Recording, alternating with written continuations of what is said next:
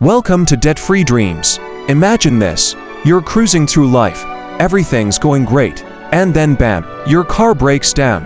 You get a surprise medical bill, or your job suddenly lets you go. What do? Do you panic and rack up credit card debt? Or do you have the peace of mind knowing you've built an emergency fund to weather the storm? Today, I'm going to show you exactly how to build that safety net step by step so that you're financially prepared, no matter what life throws your way. Let's dive in. Part 1. What is an emergency fund and why do you need one? So, what is an emergency fund? Think of it as your financial life jacket. It's a pool of cash set aside to handle unexpected expenses, things like a broken down car, surprise medical bills, or even a sudden job loss. Why is it so important? Because without an emergency fund, you risk relying on credit cards or loans when something unexpected happens, and that can lead to a financial disaster. Part 2. How much should you save for an emergency fund? Here's the big question. How much should you save? Experts generally recommend saving 3 to 6 months worth of living expenses. Let's break it down. 1. Write down all your monthly expenses, rent or mortgage, utilities, groceries, insurance, debt payments, etc. 2. Add them up. Let's say your total monthly expenses are $2,500. Your goal would be to save between $7,500 and $15,000 for your emergency fund. Sounds like a lot, right? But don't worry. This is a marathon, not a sprint. We'll get there together. Part 3. Step-by-step guide to building your emergency fund. Now let's walk through how to actually build your emergency fund. I'll break it down into 5 easy-to-follow steps that anyone can do, no matter where you're starting from. Ready? Let's go. Step 1. Set a clear, achievable goal. And I mean a real, tangible goal. Maybe your total emergency fund target is $10,000. Awesome. But let's make that goal feel achievable. Break it down into monthly goals. For example, saving $10,000 over 12 months means we'll need to save about $833 per month. Does that seem overwhelming? Let's make it even easier. If you set aside $100 a week, you'll get there in no time. Step 2.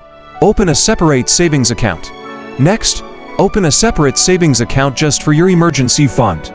Why? Because you don't want to accidentally dip into it for non-emergencies, like that new phone you had your eye on. Choose an account with a good interest rate. After all, you want your money working for you, not just sitting there. Some high-yield savings accounts can offer interest rates much better than your standard savings account, so do your research. Step 3. Automate your savings. Automation is the key to making this happen without even thinking about it. Set up an automatic transfer from your checking account to your emergency fund. The best part? You don't have to think about it. Each payday, a portion of your salary goes straight into your emergency fund. Even if you can only spare $50 or $100 a month at first, that's okay. The key is consistency. Step 4. Cut back on unnecessary expenses. Now let's talk about cutting back. Look at your spending habits. Do you really need that daily coffee or those streaming services you rarely use? Cutting back on things you don't need, even for a few months, can free up cash to boost your savings. Here's a challenge for you. Look at one area of your spending you can cut and redirect that money straight into your emergency fund. Step 5. Increase your income. Lastly, let's talk about increasing your income. Can you pick up a side hustle or a freelance gig? Can you sell unused items around the house? Can you get into cryptocurrency? Every extra dollar you make is another dollar that can go straight into your emergency fund. Even if you only make an extra $100 a month, that's a significant boost to your fund over time. Look at my channel where I show you how you can begin investing with only $100 and how to buy your first Bitcoin. Part 4. How to use your emergency fund. Now that you've built your emergency fund, you need to know when to use it and when not to use it. Your emergency fund should be used for true emergencies, like a medical emergency, car repair, or unexpected job loss. It's not for planned expenses like vacations or a new phone. If you dip into your emergency fund for the wrong reasons, you'll find yourself unprepared for the real emergencies when they hit. Part 5. Keep your emergency fund healthy. Finally, remember to keep your emergency fund healthy. Check it regularly. Make sure it's still on track with your goals, and adjust if your financial situation changes. Whether you've reached your target or you still have some work to do.